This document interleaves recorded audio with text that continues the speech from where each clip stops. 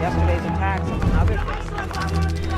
Some say that he does have ties to Muslim extremists. I don't know.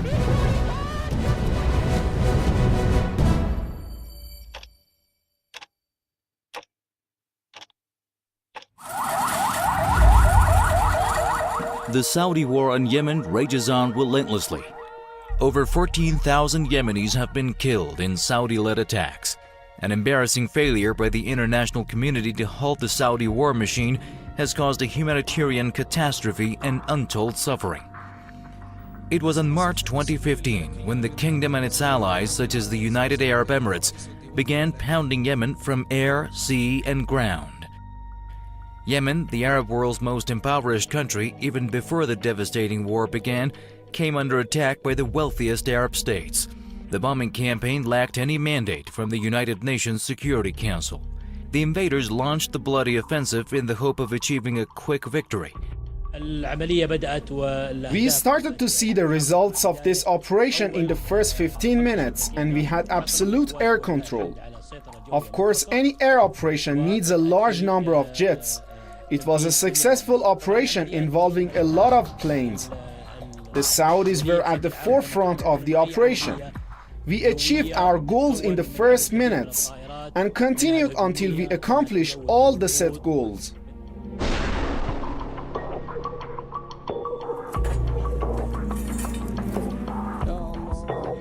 Saudi Crown Prince Mohammed bin Salman, who is the de facto ruler of the kingdom, was the architect of the war. It soon dawned on him, however, that Yemenis are determined to give the invaders a hard time. The goals of the war were described as defeating Ansarullah fighters who had made significant advances nationwide, reinstating former President Abrabu Mansur Hadi, a close Saudi ally, in securing border areas.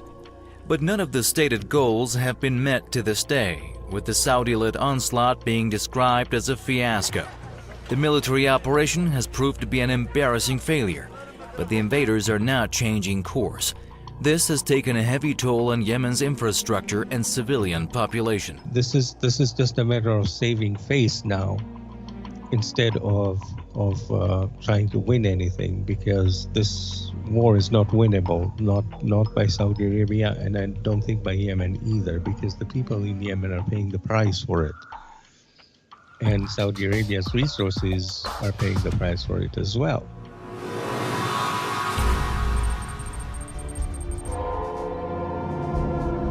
The humanitarian situation in Yemen is apocalyptic. Horrific images showing people starving to death or dying of outbreaks of different diseases, including cholera, keep coming out of Yemen on a daily basis. Well over 1 million people have been infected with cholera since April 2017 alone, and diphtheria is threatening to become another major problem. According to UN figures, of the 25.6 million population, 22 million Yemenis need food assistance, and well over 8 million are on the verge of severe hunger. Not a single week goes by without the United Nations or prominent rights groups issuing new warnings and alarming statistics about the tragedy. The UN said recently that Yemen could be the worst humanitarian disaster in half a century. What exacerbates the suffering is the Saudi blockade of all Yemeni ports and airports. Aid agencies have been facing mounting difficulties in trying to bring basic foods and medicine into Yemen. The Saudi-led alliance has defiantly rejected calls to lift the blockade. Many have blamed this defiance on Western support and diplomatic cover that apparently knows no limits.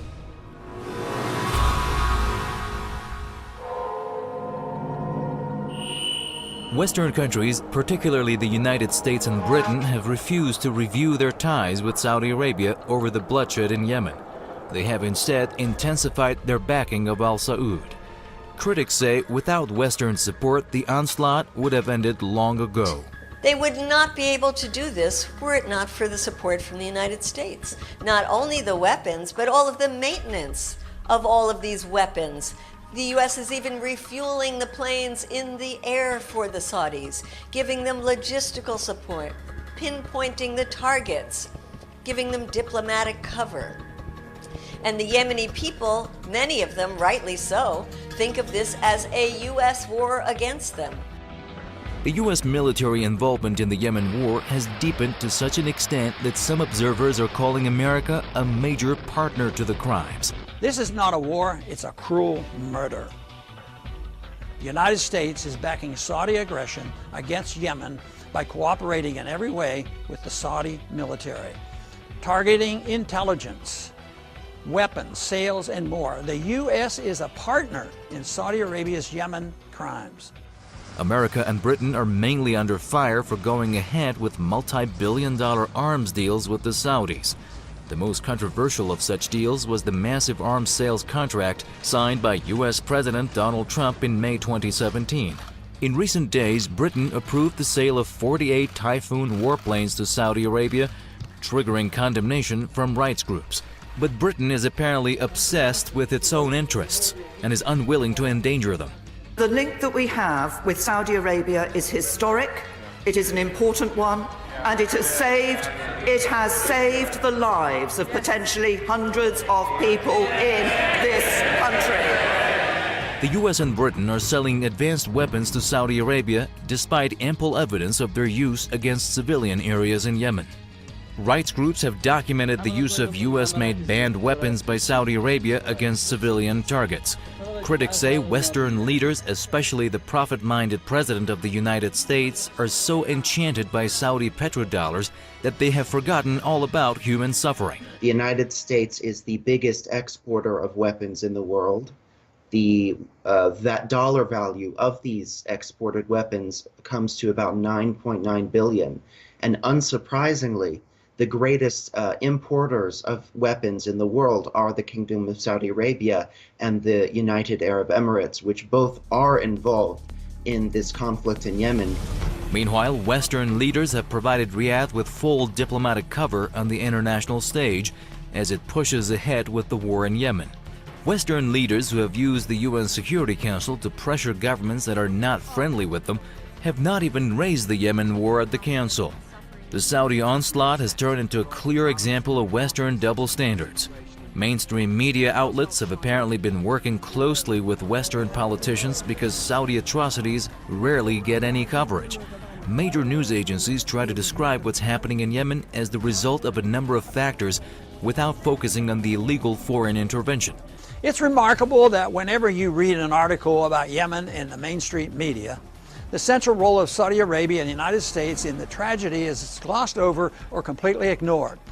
A recent Washington Post article purporting to tell us how things got so bad explains to us that it's a complicated story involving warring regional superpowers, terrorism, oil, and an impending climate catastrophe.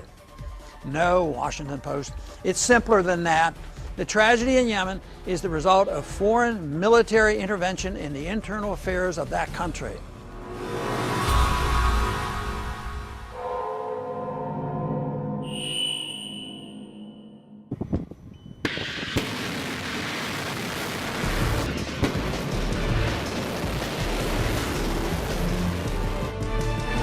Military experts say the invaders seriously underestimated the power of popular resistance in Yemen. Despite extreme poverty, hunger, and outbreaks of deadly diseases, people have proved resilient. Yemen's Ansarullah forces and army units allied with them have put up stiff resistance and have even taken over some positions inside Saudi territory. Popular forces have fired ballistic missiles deep into the kingdom, leaving the rulers in Riyadh in a desperate position. Some of the major retaliatory attacks occurred in July and November last year, when King Khalid International Airport near the Saudi capital Riyadh was targeted. Yemen's popular forces have warned that they will launch more such retaliatory missile strikes if the war is not stopped.